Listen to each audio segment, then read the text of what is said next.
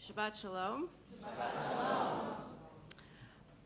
Va'asita kaporet zahav tahor. These words of Torah resonated with me.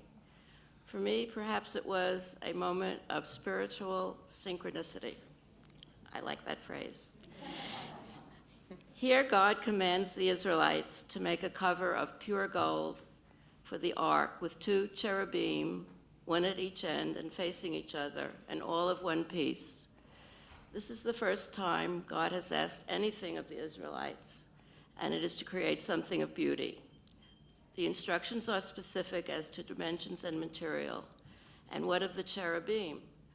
We first have reference to them as guardians of the entrance to the Garden of Eden. Here, I think they represent the creative spirit and its audience, with God dwelling in the space between. As Rollo May wrote in The Courage to Create, quote, when we engage a painting, we are experiencing some new moment of sensibility. Some new vision is triggered in us by our contact with the painting. Something unique is born in us. This is why the appreciation of a painting is also a creative act on our part, end quote. Why else is this passage of Torah so meaningful to me? It is because God shows great confidence in the wandering Israelites, confidence that they have the resources they may not even know they had to create beauty amidst their wanderings. That vote of confidence is liberating. It's confirmation of my own efforts to create art. Although art has always been important to me as a means of expression, it has been difficult for me to call myself an artist. Robert Henri, the early 20th century painter and art teacher, touched on this feeling when he wrote, quote, most people, either by training or inheritance, count themselves at the start as no good or second rate or just like anyone else, whereas in everyone there is the great mystery, end quote. He goes on to say that every person has evidence to give of their own individuality.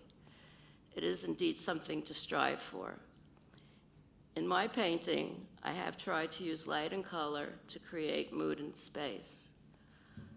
Rav Kook, the first chief rabbi of the state of Israel, wrote that when he lived in London, he would visit the National Gallery, and that the paintings that he loved the most were those of Rembrandt.